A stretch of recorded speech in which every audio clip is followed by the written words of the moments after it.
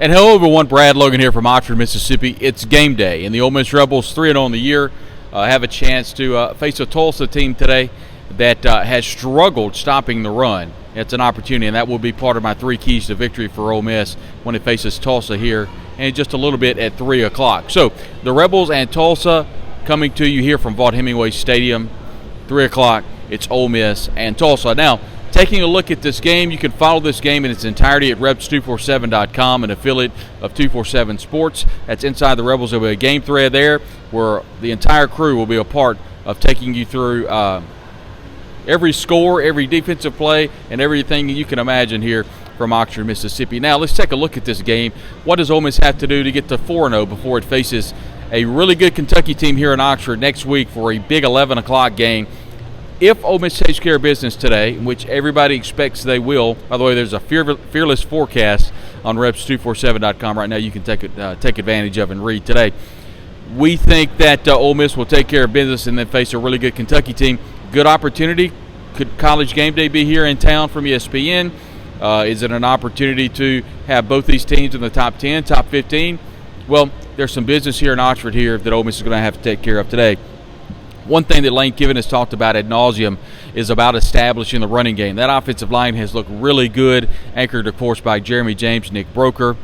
It's been a really good offensive line this entire season. I think it kind of gets shuffled around because everybody talks about the quarterback play, which we expect, or at least I do, expect Jackson Dart to get the lion's share of the snaps today against Tulsa. The question, too, is can Ole Miss establish that running game early and often? I think they will. We've seen Lane Kiffin kind of pull the reins back on this rushing attack really over the last couple of weeks, either to not run the score up or to work on the passing game. I think today all that kind of gets thrown out the window. I think today it's all about Ole Miss, and I expect that rushing attack to go wide open today. Zach Evans, Quinshon Judkins, and I think you'll probably see Ulysses Bentley, the fourth, get a lot of carries today. It could be an opportunity for Ole Miss to go over 300 again, maybe even get to that 400-yard mark. I expect Ole Miss to score a lot of points today, and I expect them to do so on the ground. So are they going to have to do that to open up the passing attack? I don't know that they'll have to do that today. They will have to do that upcoming and probably next week against the Kentucky Wildcats. We've seen Jonathan Mingo and Malik Heath kind of be that 1 and 2 punch. Who's going to be that 3rd and 4th receiver? Is it J.J. Henry? We saw Jordan Watkins make a couple of plays last week in Atlanta. So who is going to be that 3rd and 4th receiver? Who's going to step up? Will we see that today? Linebacker Kari Coleman has played really well along with Troy Brown. Coleman a little bit banged up, so is it an opportunity for Nashante Shistrunk to take a step up today? Austin Keys has played pretty well at linebacker. I'd be interested to see him and to see who might step up today. Chris Partridge has done a phenomenal job as defensive coordinator. We've talked a lot about DJ Durkin, who's gone off to Texas A&M. Partridge today has an opportunity to dial up the pressure once again. He's dialed it up a lot. You know, not surprised at all that Ole Miss's defense is playing well. I'm really surprised they're playing great. And so far, this Ole Miss defense has played phenomenal. Competition hasn't been obviously what it's going to see, but I think you have to like where the Ole Miss defense is playing.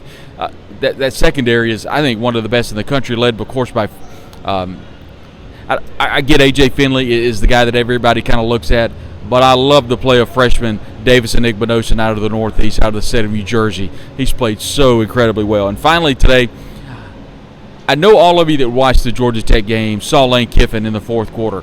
The interesting part to me is Ole Miss was up 42-0, and Lane Kiffin was as fired up, as excited I think I've ever seen him.